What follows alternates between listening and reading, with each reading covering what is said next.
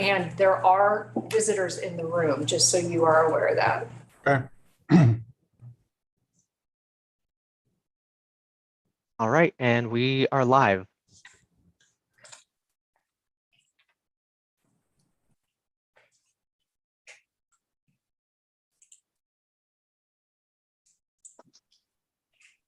Gordon, do you want to call the meeting to order? Then Teresa will do roll call.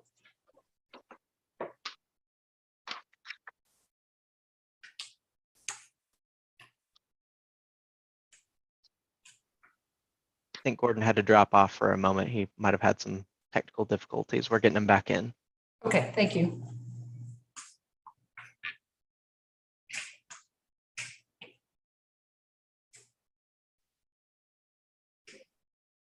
Gordon, this is Cody. Can you hear me? You're muted if you're talking. Oh. All right. Am I back on? Yes, we can hear you. Okay. There we go. Sorry, I accidentally hit the wrong X. All right, so let's call the meeting to order. And Teresa, can you take a roll call? Gordon, Here. Joycelyn, Joycelyn, John,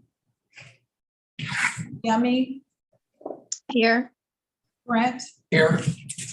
Michelle, Here. Ron. We have a quorum. Oh, but and John Laney is walking in the door now. John. But everyone is here, Gordon. Don is here. Yeah, John just walked in. yeah, everyone is here except for Ron. All right.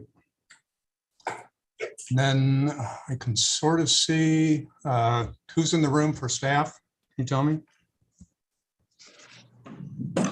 Diana Ryder, fundraising director. Teresa Johnson, Clinton Fall, I'm the finance director. Jim Staley, Community Relations and Planning. Frank Gash, Chief Technology Officer. Susan Ray, Assistant Director.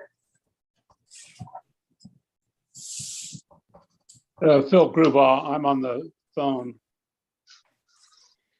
Thank you, Phil. This is Jennifer. I'm on the phone too. Okay. I'm on the phone as well. Hey, Richie. Yes. Thank you. Jake is also online on Zoom. Yes, I'm sorry. I must have been talking over Richie. My apologies. Okay, the agenda's been out. Any changes to the agenda? Otherwise, I'd like an approval. Brent Chalmar, I move approval. Is there a I second. Is that Yummy? Yeah. All in favor, say aye. Aye. Aye. Any opposed? And any abstentions? Okay, I think the minutes were posted to board docs. Hopefully you've had a chance to read those. Any changes to those? Corrections? If not, I would ask for a motion to approve.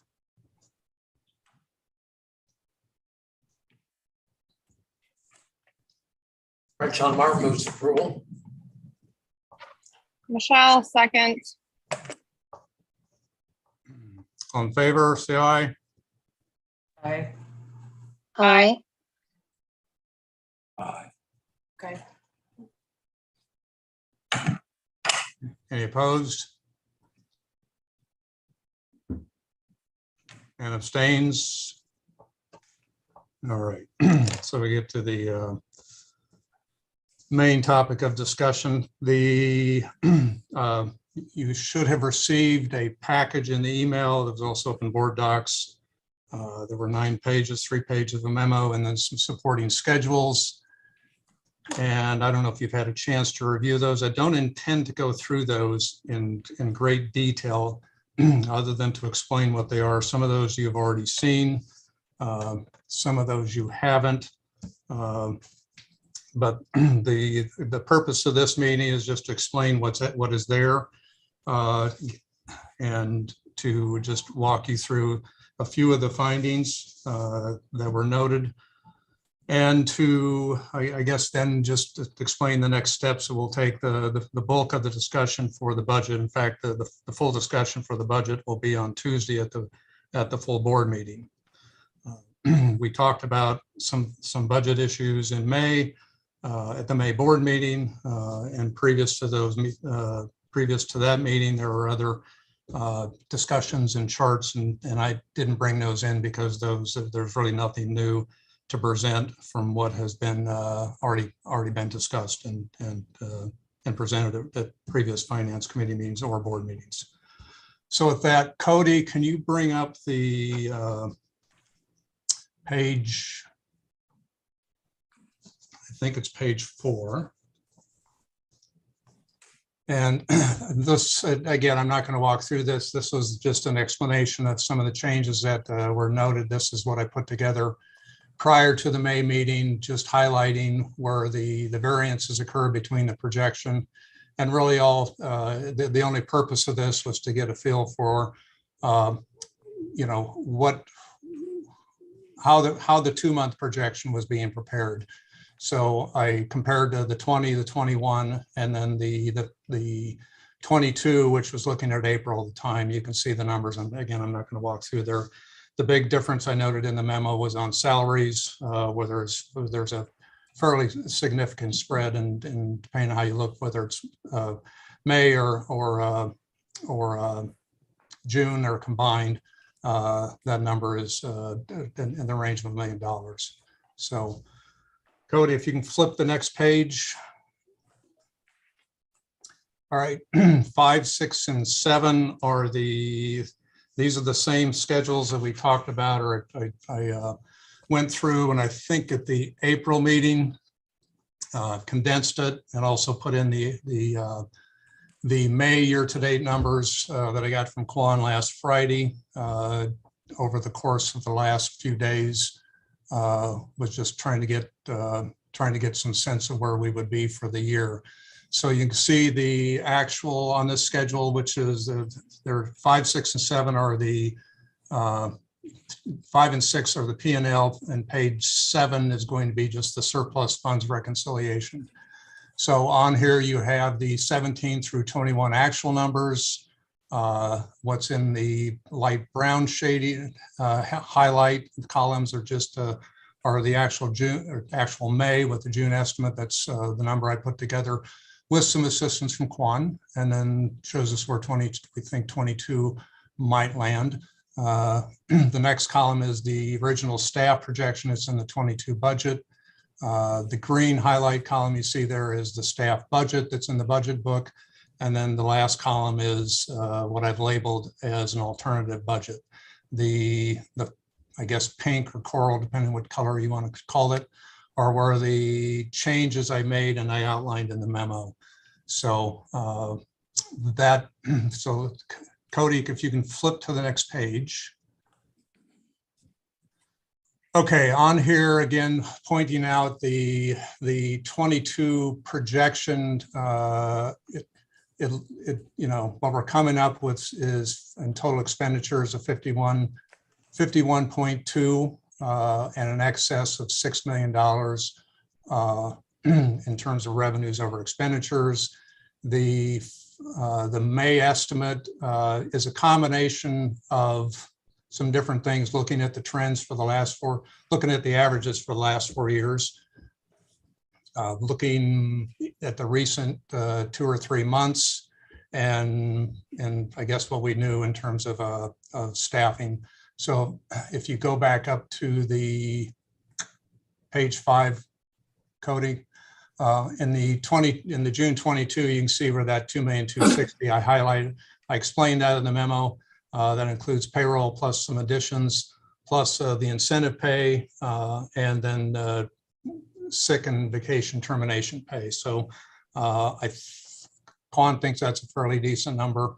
All these are, again, our averages are just, you know, I said in the memo, ballpark estimates. So they should, we think they're in range.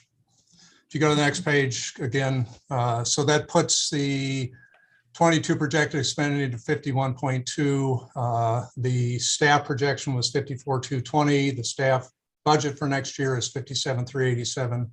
And then the last column, the alternative budget, was 52,369. That's there are a couple items, a few items that are different. I explained in the memo. If you add those back in, the total spending for under that option is 52,857. So some minor variances. Cody, if you go to page 7, again, in that last column, you'll see where I moved investment income. Historically, the investment income and change in market value has been up in the operating P&L. The capital fund retains those two amounts, so they're not shown in the P&L. I think that's an appropriate presentation, so I pulled it down into the general fund just to stay within surplus. And again, this is for the purpose of budgeting. The capital fund, you'll see where there are 3 numbers that are highlighted. One is a vehicle purchase that was just taken out of the P&L. The major repairs and or replacements that was previously in the P&L. And then the last item is the revenue reduction, which I noted is nothing more than just the balance left over after adjustments were made to expenses. That's presented in here as the capital fund. The board can make a decision about whether that goes into the capital, the general fund, or it gets split some way. So again, that's just in there for the time being as a placeholder. Cody, if you go to the next page, page 8, I think the real sort of significant issue that surfaced from my view is where we stand on the capital plan, whether it's the capital plan, the Prop L spending, whatever the appropriate label is. And I put this schedule in the next page together, I think a couple weeks ago, and this popped out, and I wasn't sure what the variance was, but it's just what I'm going to do is highlight what's here. So on the dashboard, which is the bright yellow, you'll see where the column total of what's estimated to be spent is actually 91.3 million. For a 6.8 million variance compared to what is shown on the dashboard. And on the right side is what's on page 49 of the budget. And again, you can see the variances, the work package, but it's the same number. So just a matter of how those are classified in the work packages. The bottom section of that is what I call the rest of the spending. The original budget was 113 million two. As I noted in the memo, the classifications between what's on the dashboard and what's in the budget book vary. And so I've made a note in the memo that as a recommendation to the board that we get an accounting of the capital fund, including all components. So it's the land, the project expense, the FF&E, whatever the components are, or they should be, and there can be more. It doesn't have to be limited to the 4 that are, or the 3 or 4 that are on here. So that's something I'm recommending to the board on Tuesday night that we get done on a timely fashion. The next page, Cody, page 9 is if you recall from some of our board meeting discussions of finance committee, I call this a liability analysis. This is obviously incomplete. This is just a printout of a section of the worksheet, but ultimately it would compare the spending to the original plan. I had this set up way back in 17, or I pulled the numbers off that. And then it's just it's a pretty straightforward calculation looking at from the standpoint of where we are, looking at the paid plus the unbilled plus the estimates to completion for what's I get what's in process as well as what is planned before things are said and done. Those $6 million round numbers, those came from a discussion I had with Brent, so they're not intended to be accurate. Those are all subject to change. In fact, everything in here is subject to change. So so what would happen is we would, that middle numerical column, when we're done, we would come up with a number that says, here's the funding we need. Obviously, that doesn't take into consideration any time factor of money or any other inflation. That these are going to be best estimates. We compare it to where what we have in the bank, so to speak. And obviously, I think that $31 million number will change as well. So this once done will give us a handle on what our funding is, where we stand. The only thing I would note, if Cody, if you go back to page, I think it's 7, right there. In the green, I highlighted, at least as I understand them, what I call the Prop L funds, and you can see just based on the calculation there that it looks like we exhaust those funds during 2023, assuming that the spending that's in there. And again, I don't have the components of that. That obviously there's nothing in there for Riverside, even though that's been approved. So no, I'm sorry, I'm gonna back up. That's not true. There's the 19805 includes some Riverside. Am I correct, Quan? Yes. Yes. Okay. All right. So it looks like if those numbers stand, then there will have to be funding out of the general fund to maintain that. But that's this. This really has to be done in connection with the page 9 analysis, so we know where we stand on total spending and we know where our funding is. If you go back to that page 9 again, Cody, towards the bottom above the total line there, a couple lines up, you'll see that I put a line labeled reserve for future repairs and replacements, and that's something I've mentioned that Brent has said that they will take up with the committee in the coming months, but you know, for the sake of discussion and just the analysis, we'll probably just put a number in there for the time being as a placeholder. So that's what you have. Again, you have a few days to study this. If you have questions on the numbers, I think you can email me independently, not the committee, because am I right, Phil or Steve? We don't want to do broad emails because it gets into sunshine issues. But That's right. if you have a specific question, just email me and I'll respond with them. If I can answer right off the top, I will. I'm usually fairly prompt about responding emails. If not, it'll have to wait until I can get back with Steve or whoever, Quan, whoever the case may be. I don't have any information on the building and the capital fund, so I will not be able to answer any questions on that. And that's it. Mr. Chairman. Yes. Yes. This is John Laney. I have a question for you. Okay.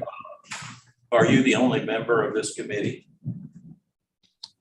I'm not, but I would, so no. No. Okay. There are quite a number of members of the committee, some of whom are online, some of whom are here presently. We have not had a chance to discuss as a committee any of these issues. In March, when you first became chairman, we had quite a good discussion about the mission of the committee, what it was charged with doing, how the committee had performed over the last 10 to 12 years to work with the board and with the staff in developing a budget. So in March, that budget had been developed in draft form. And it was, I think, put out for inspection by the public at that time. Is that correct?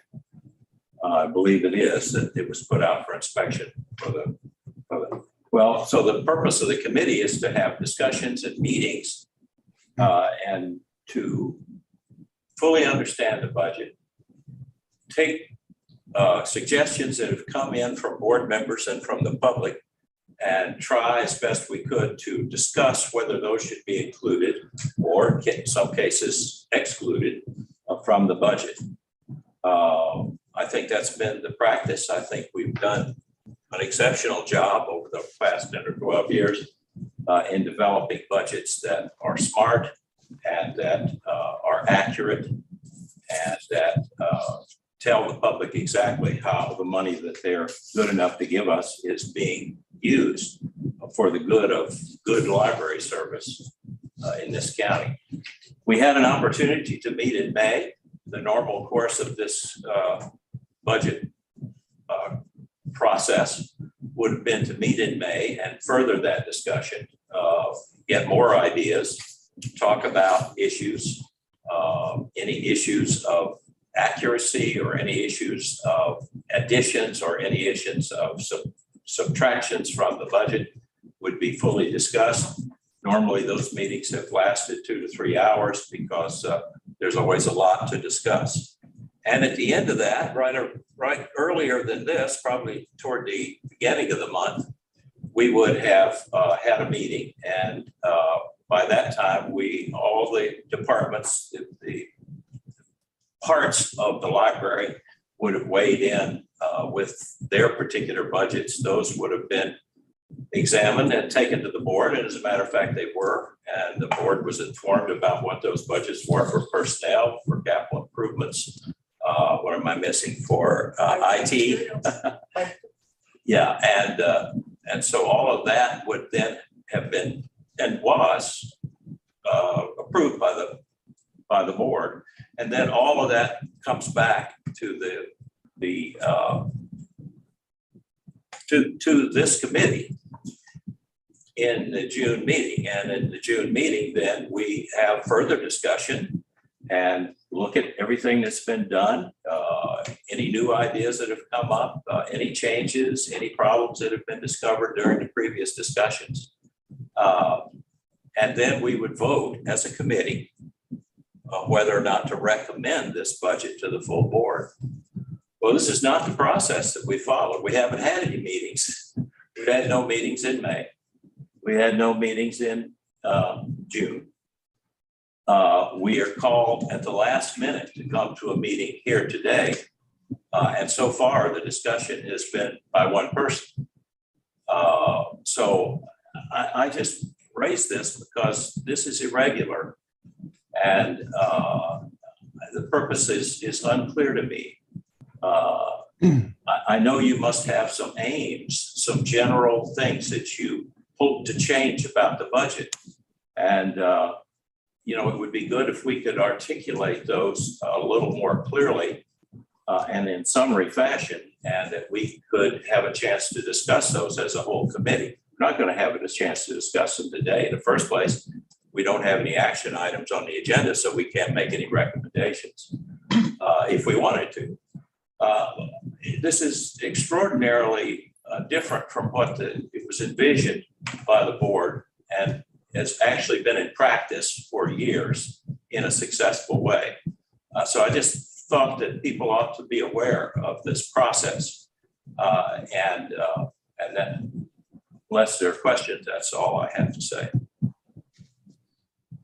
Any other comments?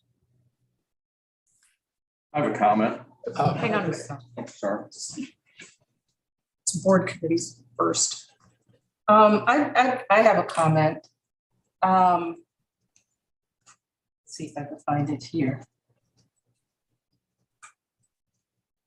I'd like to just quote from our board policy, page 16, under accountability and authority, the 4th bullet point. It says the board will not use the expertise of individual board members to substitute for the judgment of the board as a whole.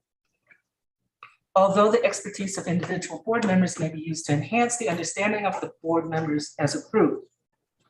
And I would say that the process we're involved in is not adhering to our board policy. Thank you.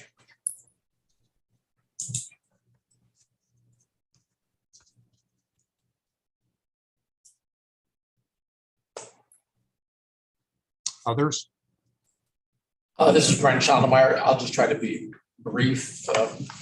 I did this at the public hearing on the levy. I want to highlight in the staff presented budget what I think are key pages. Page number 11 is the vote on the Proposition L. Page 33 is our national comparison of how we do relative to other library peers. Page 34 is actual tax rates. And page 60, you know, you can't pop that up there, but I think it's really, really important because I'm troubled by a lot of different things. Some of them have already been stated, so I won't repeat them. But on page 60, it really shows the miscellaneous statistical data. And if you go back to, I'm going to pick out the year 2021 or 2022, we have number of items circulated. It was 9.3. And so I want to compliment you on a considerable amount of time and effort that you put into doing this, but I'm not so sure who asked you to.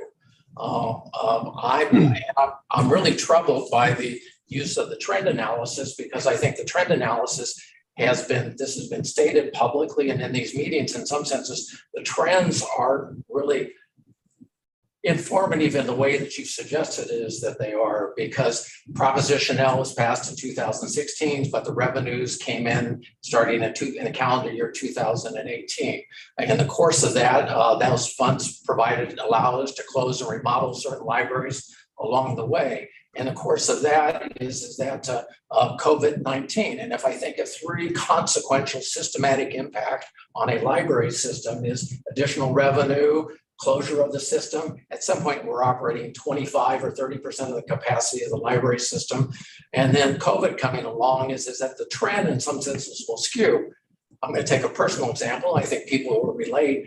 If I looked at the trend of how my financial investments had performed for the prior 4 years, up to 30 days ago, you would think I would be doing really, really well. But the reality of the world today suggests something else is at play. So I think that you're underfunding the library system as it reopens up, COVID, and as the buildings reopen up as we go along. And frankly, I'm not clear. And I think the most important thing that the memo could have said is that what are the impact of your recommendations on materials to the public?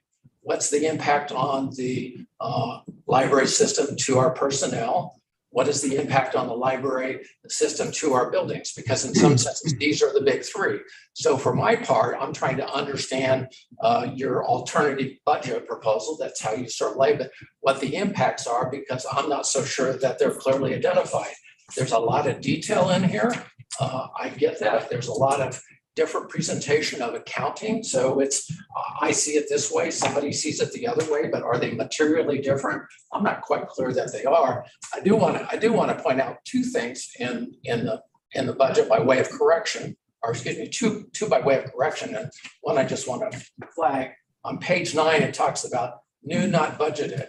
You list Lee Summit. I think you're really meaning East Independence. And the second one is Grandview, and I think that you're really meaning Green Valley. And so in some senses, to me, it undermines the credibility of the analysis because there isn't this sense that you can even properly identify the capital projects that are in front of us. On the capital projects that are in front of us, we don't know what they cost, but when the guaranteed maximum price comes in, we look at it and we make a judgment as a building committee through a very effective process that we bring to the board. Are there sufficient resources to support these projects? And I think we have 3 projects in front of us: East Independence, Green Valley, and Riverside. And I'm hopeful that they come in, but if we come in and we discover that we don't have resources at the time, we're free to reject any of things on the capital budget. I'm trying to speak to that a little bit because that's something I'm responsible for. To my colleague's Joyceland report, if I was an architect, God knows I'm not, might have this desire in my life, I would not exercise the prerogative of seizing control of the building committee and telling the building committee about what it should build and how it is that it should build it. If Lori Munyon, who works for Cerner, was a chief technology chief technology officer at Cerner. She should not take control of the technology committee and do it. We all benefit from the experiences that we have and how it is that we're informed by it all.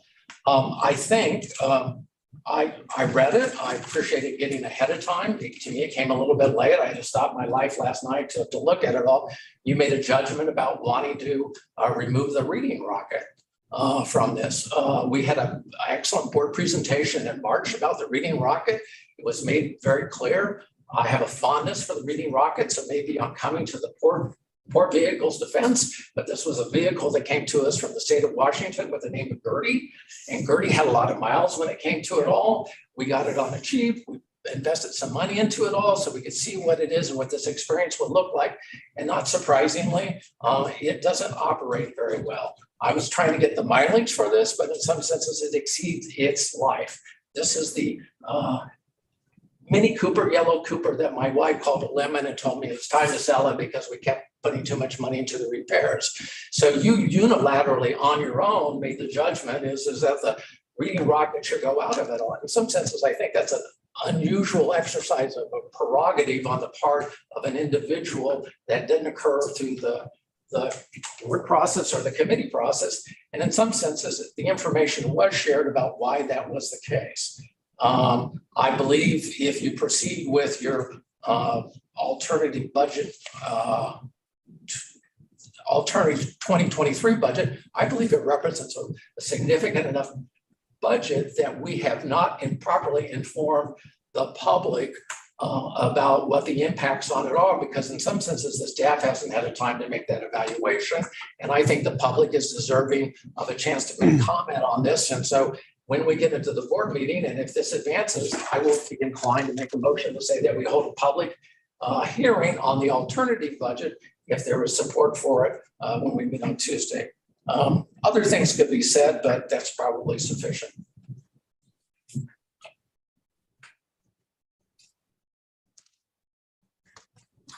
Oh, one other thing. I'm sorry. This always happens. The building committee did meet, and the building committee did develop a building maintenance reserve policy. This was a request that you had made. We gave it the consideration that was due.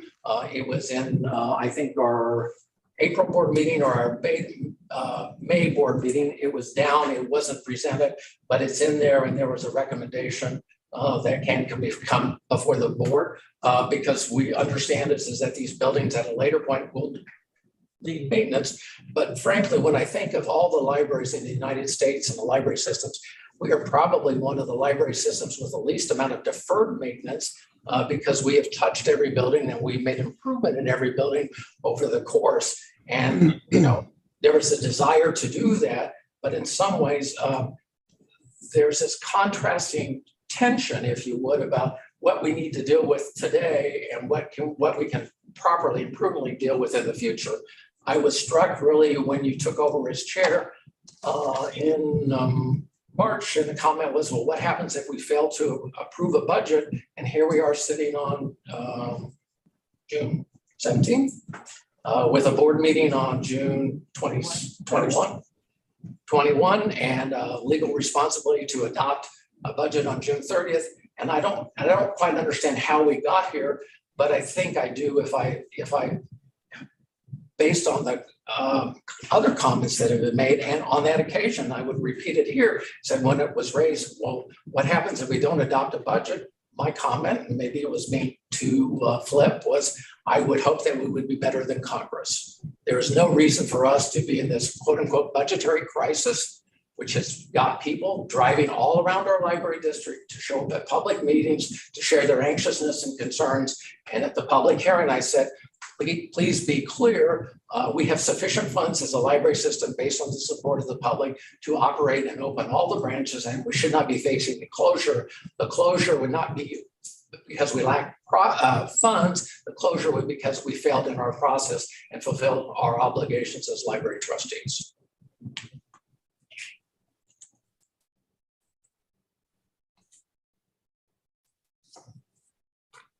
Anyone else?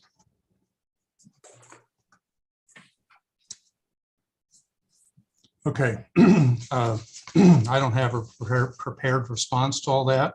I'll just give a couple brief comments relative to this. John, on the comment about previous budgets were accurate. I think you and I had a discussion. I don't remember if it was prior to April or prior to the May meeting. You made some reference to that, to the fact that the budgets, in fact, had, I don't remember the word you used. I'm going to just say that the numbers were above where we expected to spend. I think the historical data demonstrated that, in fact, is the case. The exchanges I had with Steve ultimately confirmed that, and that in fact is the process of the library and has been, was to overstate budgets, knowing that there would be excess at the end of the year. I guess I would just respectfully disagree that that's an accurate budget. I think a budget should reflect what we believe the spending to be. And page 4 that you have in your packet there really illustrates that. We're off $1 million on when payroll is running $2 million a month, and we're projecting almost 3. I don't believe that's an accurate budget. When you say it's extraordinarily different, I made numerous requests all along the process. I sat down trying to understand the budget. I think I explained most of this at the May meeting, so I'm not going to go through it again. But in most cases, I was asked questions about why I need this. The board doesn't want to see this. What are you really after? And the fact is, I was just after information, and really had no intent of doing anything other than understanding. So the fact that we're where we are, as you well know, is because the information hasn't been forthcoming. And when the information was provided, it was basically some numbers without any support, without any historical context, and without understanding what drives those costs. So I would agree with you. It's been extraordinarily different. If we'd have had full disclosure of things, I think it probably would have been, would have worked, much closer to was in the past. But just, presenting the staff budget because that's what they did. Again, the supporting information is just absorbing the revenue that comes in, and as I explained, there are tax increases. I think Jackson County, from the one I saw, the taxes are up 48%. I don't know how the public feels about that. I don't think that's a universal view. In terms of the expertise, Joycelyn, I'm not trying to, I think I said in the front of the memo, this is my view, okay? I'm not acting on behalf of the committee. I'm not acting on behalf of any other board members. It was suggested to me in an exchange that Steve wanted to hear from all his board. And so that's where we are. And I think the best thing to do is let the full board have this. The circumstances are different, and I agree. And I hope that they don't have to be repeated. But the rest of the board needs to see this, needs to see the numbers, and they can decide. The budget from the standpoint of process, the question came up simply as a matter of I think understanding that the statute versus the board policy, because at least as I understood them, and that was the reason for the question. There was never an intent, and there's no intent to not have a budget here. So I think that's being misrepresented in terms of how I view this. The other things I'm going to leave for the board meeting. Brent, I apologize for the mislabeling. When you look at the labels too long, they kind of just blend together. So I want to make sure that that's what you intended, Gordon. So I don't. Pardon me. I put this together And I looked at the numbers and I didn't look back at the labels. And, that's one piece I didn't check. So I apologize for that. But you know, again, going back to the request to Steve was he wanted the full board input, and that's where we are. And that's what the discussion will be on Tuesday night. And as far as, you know, what the committee could have hashed out, the committee didn't have information. The committee had numbers. I told you that in May. They were just numbers. So I don't know how you hash out a number when you have no support and you have no backup and you have no historic, no context about how that's coming together. So that's my personal view, and that's where we stand.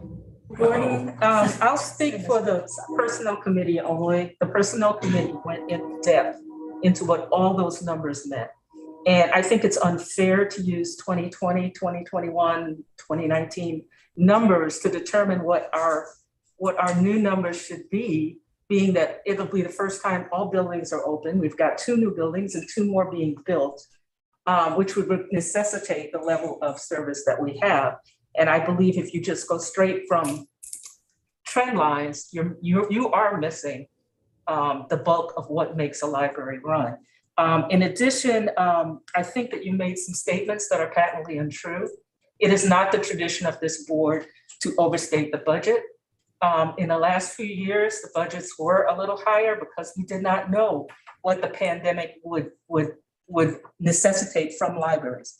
Libraries are a first defense in responding to crises in this country. So we needed to have that money available to serve our communities. I think what's missing in your budget and your analysis of it are the people we serve. And I think it is important to keep that in mind, that these people rely on library services and enjoy their library services very much, as we've seen with the public comments that have come forth. I think that the staff has been responsive to needs. I'm on the finance committee and I'm not even sure what questions you want answered. We have not discussed the budget that has been presented. All we have had so far are your charts, your numbers, and to quote you, don't pay attention to the numbers, just look at the trend lines. I can't do a budget that way. We've done a budget successfully for all these years. If you remove the pandemic years, we're 98% on budget.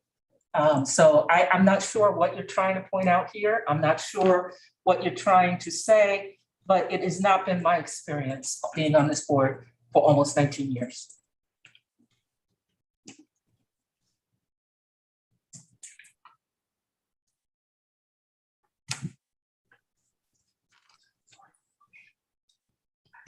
Any other comments? Well, Gordon, I just repeat my initial question. What is the purpose of this committee in your mind? You're the chairman. What is this committee? Yes, what is the purpose? I'm sorry, John, I can't hear you. What is the purpose of the committee? You chair it. Well, I think that I'm not going to go back and rehash things. I would have hoped that the committee could have had all those discussions. But as I've said, how do you have discussions when you don't have any data? You have no support. And I think we should defer this discussion till Tuesday night.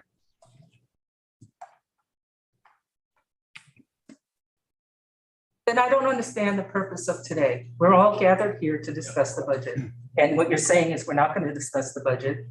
We're going to listen to you speak, and that's fine. But I had other things to do today, and I put those aside to try to get this budget together and analyze it and prepare. And I was dismayed when I saw there wasn't a voting item on the agenda. And I believe that we have no budget to recommend other than what has already been recommended by staff. And I don't feel it would be appropriate at this late date to discard what staff has presented, which is balanced, which has supporting data. If you read the actual budget document, it's all in there. I'm not sure what more information you need because you have not shared that with the committee. So I cannot move forward on an alternate budget when we have a perfectly good budget that meets the needs of our communities, Well, right? Again, that'll be a board decision on as to what we do Tuesday night. The budget does not have to be approved Tuesday night. There's no the statute says June 30th. And the budget can be amended. That's also in the statute. So whatever is approved between now and June 30th can be subject to amendment by the board. It's pretty standard practice pretty much anywhere. Gordon, one other thing, I do concur with the sentence that says the comments here in our mind only and not intended to represent the positions of any other board members or committees or groups thereof. And I appreciate that because they don't represent my views. And that acknowledgement to me is important, and I appreciate you putting it in there. As a board member, I'm formally asking the staff to look at your alternative budget and provide a fiscal impact note about how it is that this might affect services, because that's not clear in what it is that is here. And I think if it's important to have numbers, accurate numbers, you say, to support a budget, I think it's important to have staff assessments about the impact of adoption of what your budget might be, because in some senses, otherwise we're just voting on numbers that we may not fully appreciate. Can we fully fund our personnel for a year? Can we operate all of our buildings for the year? How does this impact on materials? So I'm asking staff, and I realize that this is a burden on them because in some senses we are meeting on Tuesday, but I'm not asking for the level of detail that is in here. I'm just asking for general overall impressions about what the impact of potential adoption of your alternative budget might be. Brent? I'm not sure if we even have an I'm sorry. alternative budget. We have line items. I have a question. Brent, can I ask a question? Sure.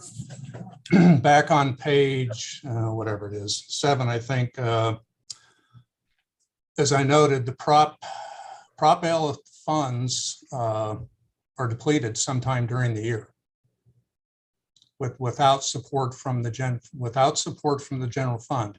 So I guess I'm not quite understanding how it is we're supposed to complete all the planned construction, additions, new branches, when I don't have sufficient capital assets.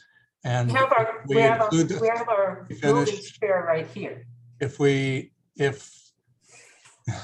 if you don't allocate revenue into the capital fund to do that, then it's subject to the spending of the staff. At least that's how I understand. So again, this is a board decision. This is not my decision. Okay. And I, we're where we are because information didn't come timely.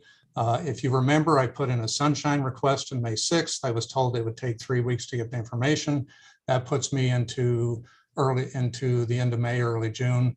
And the biggest issue in that was the completion of an analysis of the capital fund, and that's still open. And then I discovered that I have a $7 million variance on the schedule that the board's being shown that we're spending $84.5 million, and it's really $7 million higher. I guess I can't overlook that. I'm sorry. We just have to say that we have adequate funding or have an adequate budget. I have a $7 million unexplained variance. I also have the capital plan is, I'm sure, if it's not close to 100 million, if not over, and we don't have what I'll call a real accounting of that. If I may, we do have a chart that shows where that money is coming from, and we can bring it up and have, Jake is online. He can walk it through us for us, or we can do that on Tuesday night as well. Yeah, I'd suggest you do it Tuesday. Well, if you go back to page 9 at the bottom, you'll see where those are the, oh, I'm sorry, page 8, never mind. Page 8 shows what the sources were originally budgeted to be of the 113. But again, well, and oh, I'm sorry, that's not on this page. But if you go back to page 7, the big components were the funding, the revenues, sale of property, and the investment income. Those are the major components. But yeah, we should have a simple compilation of that for Tuesday night. Gordon, this is Brent Chalmer. I hope the staff memo would address that. I just look at it differently. I see us as being 85% done through our capital project.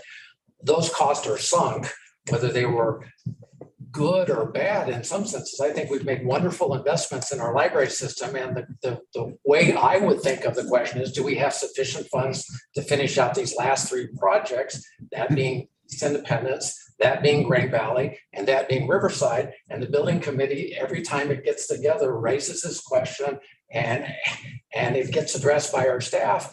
And maybe whatever day of the week we meet is that somehow our brains just check out that day and we're not paying attention. But I think we have been consistently satisfied is that there are sufficient resources. And if your analysis proves true, we will discover is that we don't have sufficient funds to do a particular project. And then we will go engage as a board in an alternative discussion about, do we want to proceed with this project? How might we fund it? We have done really an exceptional job really around the building program. We were well advised to initiate it at the time that we did before the construction cost increased. And so the part of it is that there's this suggestion is that somehow, and that maybe how the money has been spent has been poorly spent or misspent or I don't believe I said that, Brent. I think I'm just asking for an accounting of where we are. That's it. No, I've never said it was misspent. I never questioned what you're spending. What I'm saying is the original budget, there's no comparison of where we stand against the original budget. And you're now 5 years down the road. I don't have a clear. We're in a different world right now with Proposition L. To make that comparison is unproductive. I think that if you're not saying money wasn't misspent, but you want to use last year's to look at the new year with new buildings, new services, new everything, I think that's an unrealistic perception. I think the staff has gone through, looked at their past spending, and looked at the future as to what new programs. And I believe the staff is in the best position to do that because they know their communities. They have presented a reasonable budget that has remained within what we have allocated to us. We're not asking for the full levy. They have presented a reasonable budget. I think the assumption that staff figures out how can we spend this big amount of money is erroneous. They start with the needs, and the needs far outweigh what is available in tax revenue, and they work backwards.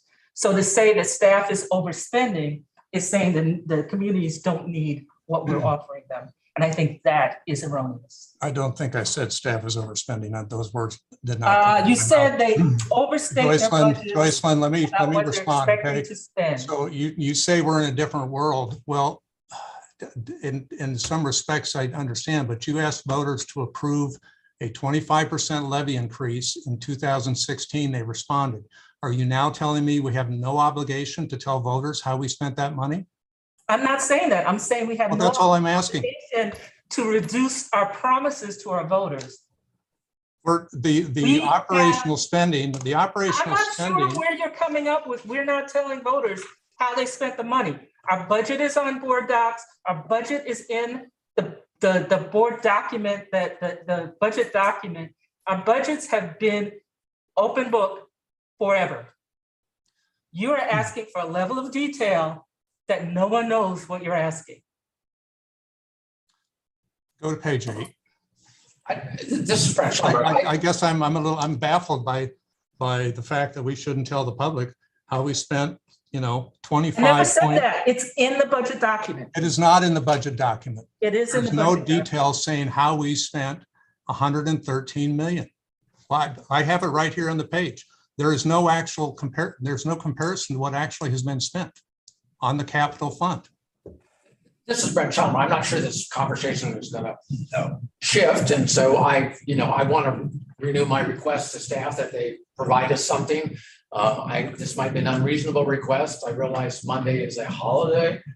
We're here. And so anyway, that it would be nice to have this information prior to the board meeting, and that the board members get it ahead of time, because I'm not clear what the impact of the alternative budget is. I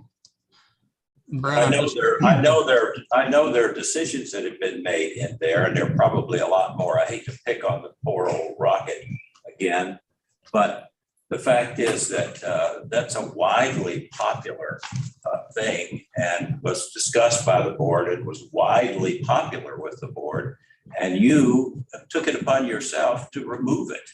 So that's no, I think your decision is for the good of the community, I guess. How many other things in there are just exactly that same way? I don't believe my words say remove it. My words say, can we reevaluate what we spend on that? And again, I will defer this, but should we be spending $350,000 on a vehicle? It's not on the vehicle, it is the technology within the vehicle. Okay. Anyway. If it's okay with the chair, I'm going to suggest we conclude this. I move we adjourn. Well, we have public comment. Oh, All right. I'm sorry. Gordon, there are 7 people in the room. I do not know how many want to speak, but because of the lateness of the notice for the meeting, they need your permission in order to do public comment. So I am asking you for that permission. Well, I think some people have time constraints. I have no problem as long as we don't extend. If they want to take a couple minutes each, that's fine. But I would ask you to keep them short. Okay. With public comment in an official meeting like this, unlike last week's where we could have gone on all day long in the levy hearing, we have 30 minutes total for public comment. So there's only 7 of you. I don't know if all 7 of you want to speak, but we will go from there. Mr. Cover? Yes, your name. thank you. I do need you to state your name and where you're from. Mark Cover, Platte County. Gordon, can you see me? He can, yes, because I can see the little screen right there. Well, see, Gordon, I can't see you. And I was at the meeting last week. I didn't see you. I didn't even see you online. Now, I know a Jackson County trustee was faced with a COVID quarantine situation. She was online. Okay, so minimally, because I believe I heard the Parkville train, minimally, you could have come down here. You, sir, seem to be either the struggling hero or the fly in the ointment. And I personally believe you're the fly in the ointment. I think our other Platte County trustees, I can't even think about what to say that's polite about them. Mark, I'm going to encourage you to address the board and not personalize it to any sort of to trustees. You have an opportunity. I'm sorry, trustees, I apologize. This is not in a personal. Well, but I come from Platte County. I understand. And apparently our Platte County people. Please make your comments in a general. You can stay Back to the table, please. Go back where? Just That's right stay at there. the table, right? Okay, Perfect. So, are you going to be present at the meeting on Tuesday? Because I got a sense that in Platte County, we're not represented, not by the people that represent the diversity and the growth in this county. That's all I have to say. From what I'm hearing, you may have violated board policy. You may have slowed the process of the budget to the point that the board finds itself struggling. And then you want to say that you don't have the information, but you could have gotten this information apparently or put in requests back in March. So, sir, I think you should resign. That's what I think. I think you should resign.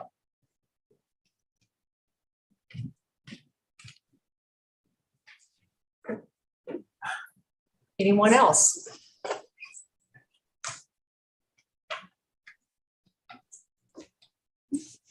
All right, yes, sir. Oops, sorry, I'll get you next, ma'am. Oh, go ahead. Can you state your name and? My name is Richard White. I'm from Blue Springs, Jackson County.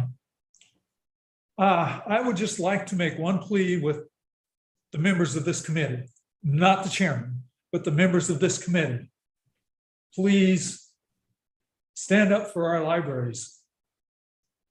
This sounds to me like, and from what I'm hearing from the committee, you would agree, is being ramrodded through with no reasoning behind it. And we need you to stand up and tell the board what this budget should be. Thank you. Got one more, Gordon. Hi, thank you for letting me speak. I'm a little nervous about this. I wasn't planning to, but my name is Teresa Fitzpatrick and I live in Platte County. And my family and I, we use the heck out of the library. And so I understand and appreciate numbers. And so I just did a little ROI comparison for our family specifically. And we've lived in our house for 24 years. So I looked up my property taxes and I saw what our property taxes were for the library for last year.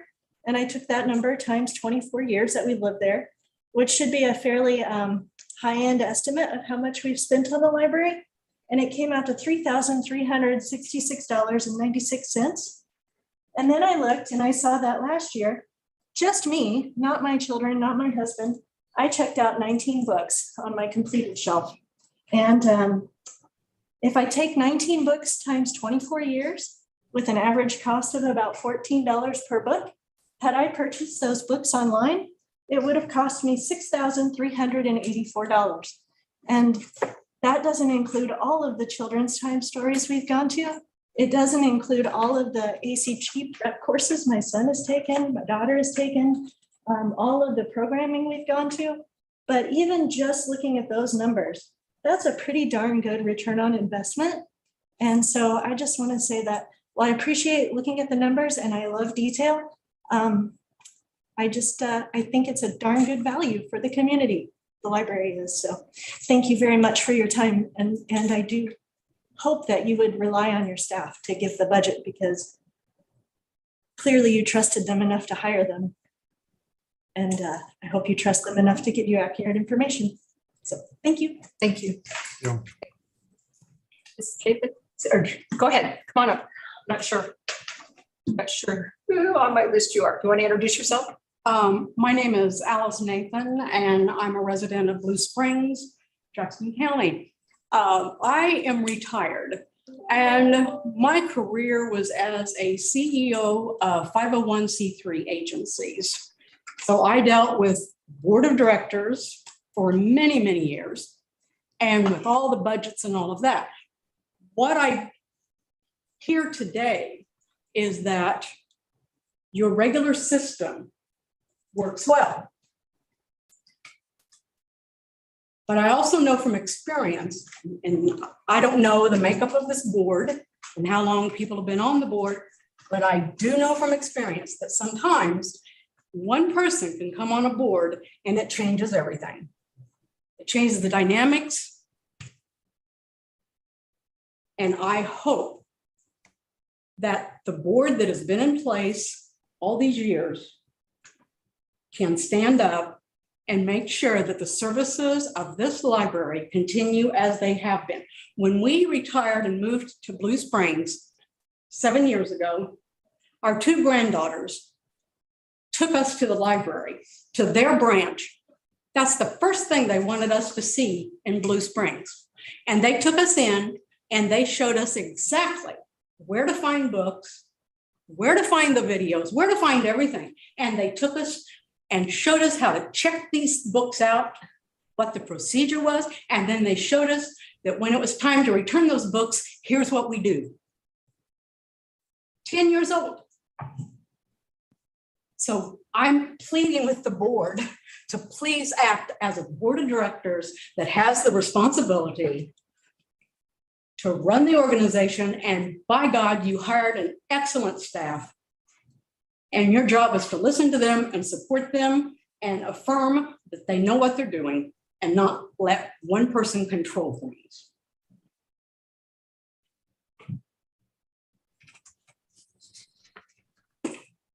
Anyone else? Okay, Gordon, that's it. Is there any other business to discuss? I move we adjourn. Brent Chandlemeyer. Second. All in favor?